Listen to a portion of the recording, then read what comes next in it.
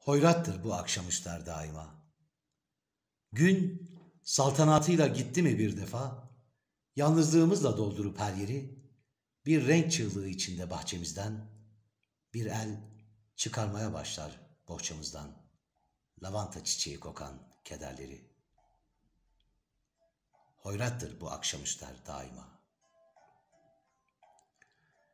Dalga dalga hücum edip pişmanlıklar, unutuşun o tunç kapısını zorlar. Ve ruh atılan oklarla delik deşik. İşte doğduğun eski evdesin birden. Yolunu gözlüyor lamba ve merdiven. Susmuş ninilerle gıcırdıyor beşik.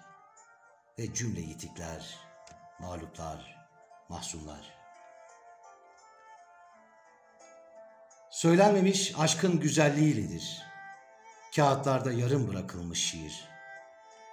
İnsan yağmur kokan bir sabaha karşı hatırlar bir gün bir camı açtığını, duran bir bulutu, bir kuş uçtuğunu, çöküp peynir ekmek yediği bir taşı.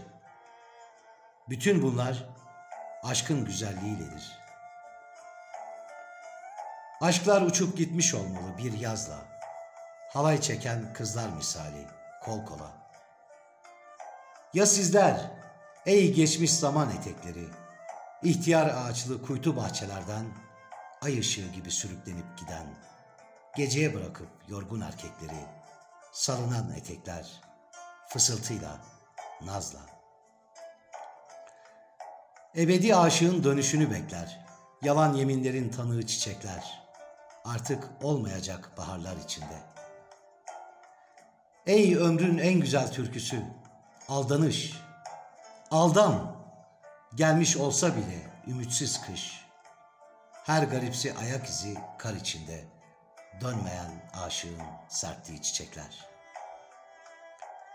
Ya sen, ey sen, esen dallar arasından bir parıltı gibi görünüp kaybolan, ne istersin benden bu akşam saatinde?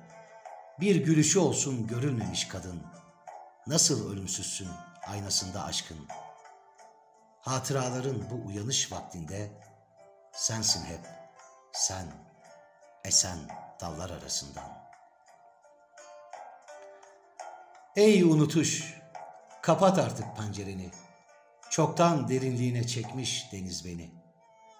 Çıkmaz artık sular altından o dünya, bir duman yükselir gibidir kederden, macerası çoktan bitmiş o şeylerden. Amansız gecenle yayıl dört yanıma, ey unutuş, kurtar bu gamlardan beni.